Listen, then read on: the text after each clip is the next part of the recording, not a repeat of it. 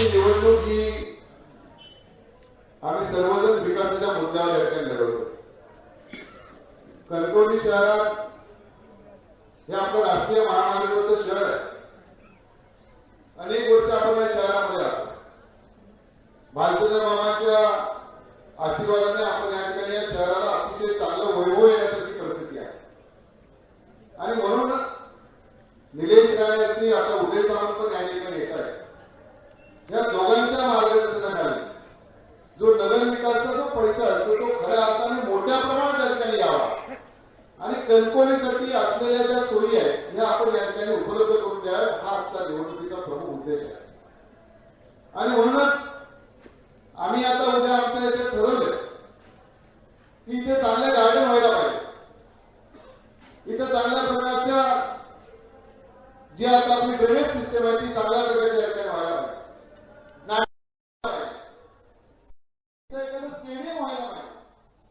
आणि म्हणून आमचे सगळ्यांचे प्रयत्न असे आहेत आणि त्याचं नेतृत्व मी आपल्या सगळ्या जनतेच्या वतीने विनंती करतो, निलेश राणे साहेबांनी या ठिकाणी घ्यावं आणि खऱ्या अर्थाने या गावाच्या विकासाला चालना द्यावी। आणि याच उद्देशाने संदेश पाटील यांच्या माध्यमातून आम्ही निवडणूक लढवतो।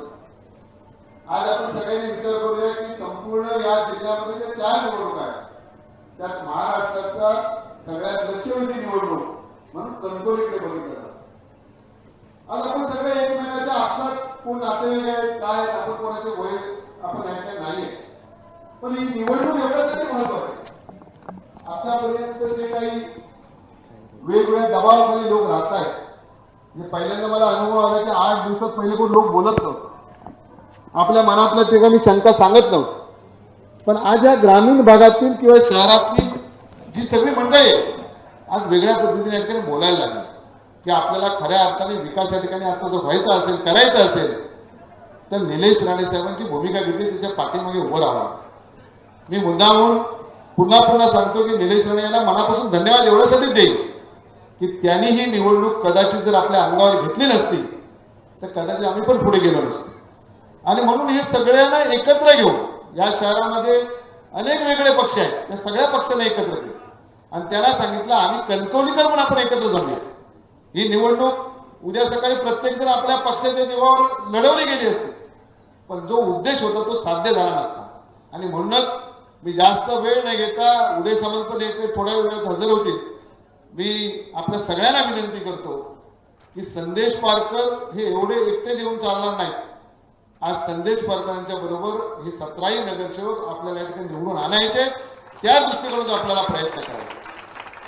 इथे आपले कोणाचे गैरसमज असतील काय नसतील मला माहिती नाही, परंतु जर खऱ्या अर्थाने विकासाला चालना द्यायची असेल, खऱ्या अर्थाने इथे जो काही येते मध्ये गोंधळ निर्माण झाला 5-7 वर्षाच्या काळात तो जर थांबवायचा असेल तर आपल्याला एक चांगलं काम या ठिकाणी उभं करावं लागेल। आणि त्यासाठी सगळ्यांनी आज आपल्याला संदेश पारकर यांना पाठिंबा द्यावा लागेल।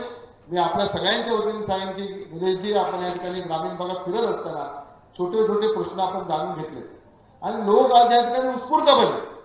या निवडणुकीमध्ये आता सामोरे जाताना आपल्याला दिसतात। मी या सगळ्या जनतेच्या वतीने सांगेन की आपण जो संकल्प या ठिकाणी केलेला आहे तो पूर्ण करण्यासाठी नगराध्यक्ष आणि जास्तीत जास्त नगरसेवक हे लोक आपल्याला निवडून देतील अशा प्रकारची अपेक्षा व्यक्त करतो आणि या ठिकाणी थांबतोय।